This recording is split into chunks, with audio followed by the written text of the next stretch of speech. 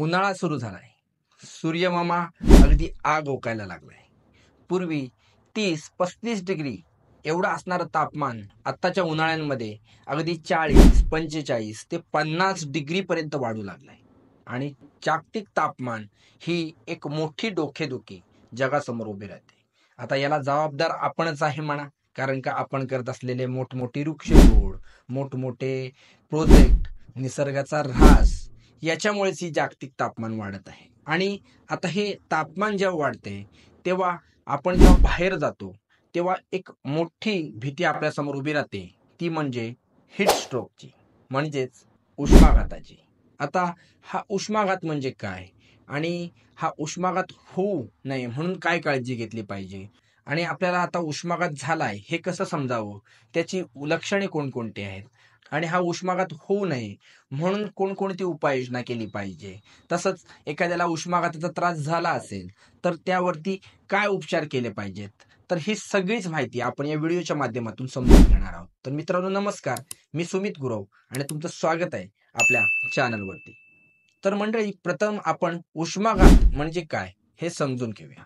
मित्रांनो, आपण एखाद्या गोष्टीसाठी जेव्हा घराबाहेर पडतो किंवा उन्हामध्ये जातो तेव्हा आपल्या शरीराचं तापमान हळूहळू वाढू लागतं आणि आपल्या शरीरातील पाण्याची पातळी ही कमी होऊ लागते आणि आपली बॉडी पूर्णपणे डिहायड्रेट होते. आणि यातून पुढे जाऊन आपल्या जीवाला धोका निर्माण होऊ शकतो किंवा यामध्ये मृत्यू देखील होऊ शकतो. आणि यालाच उष्माघात असे म्हटलं जातं. उष्माघाताचा आपल्याला त्रास व्हायला सुरू झालाय तर त्याची लक्षणे कोणकोणती आहेत, आपल्याला उष्माघाताचा त्रास होतोय हे आपण कसं समजावं हे आपण समजून घेऊया.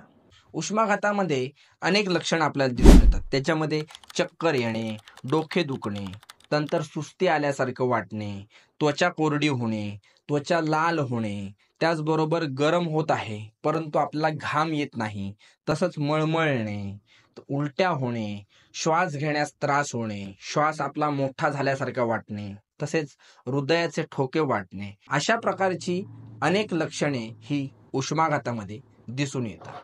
आता मित्रांनो, जर हा उष्माघात आपल्याला होऊ नये म्हणून कोणती काळजी घेतली पाहिजे आणि एखाद्या माणसाला उष्माघाताचा त्रास झालाय तर त्याच्यावरती काय उपचार केले पाहिजेत हे आपण जाणून घेऊया. आता आपण प्रथम जाणून घेऊया की उष्माघाताचा त्रास आपल्याला होऊ नये म्हणून आपण कोणती काळजी घेतली पाहिजे.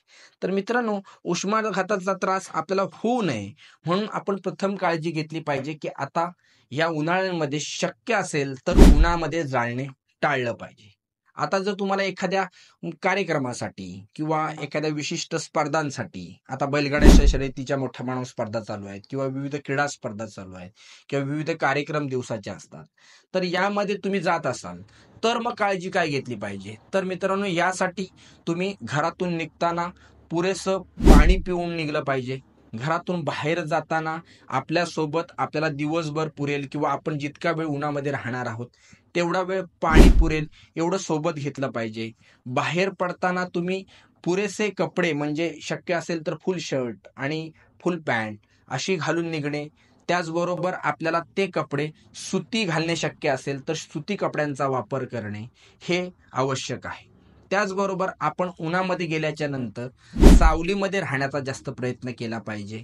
जर आपल्याला एखाद्या स्पर्धांसाठी जात असो तर थोडा वेळ स्पर्धा बघितल्याच्या नंतर थोडा वेळ सावलीमध्ये राहण्याचा प्रयत्न केला पाहिजे. त्याचबरोबर उन्हामध्ये आपल्याला जास्त उभं राहायचं असल्यास आपण टोपी, टॉवेल किंवा इतर छत्री यासारख्या गोष्टींचा वापर केला पाहिजे. त्यानंतर थोड्या थोड्या वेळाने सतत पाणी पित राहायला पाहिजे. बाहेर उन्हामध्ये असल्यास थंड पेयांचं सेवन जास्त केलं पाहिजे. आणि थंड पेयांमध्ये स्प्राईट, कोको कोला, थम्सअप यासारखी पेय न पिता आपण लिंबू सरबत, नारळ पाणी, उसाचा रस हे पिण्यावर जास्त भर दिला पाहिजे. आताच्या टायमिंगमध्ये कलिंगड खाणे हे देखील खूप आपल्याला सोयीस्कर होऊ शकतं. आणि या गोष्टी जर आपण व्यवस्थित केल्या, दिवसभर आपण व्यवस्थित आपल्या शरीरातील पाण्याचं पर्सेंटेज व्यवस्थित आपण ठेवलं तर उष्माघातापासून आपण वाचू शकतो.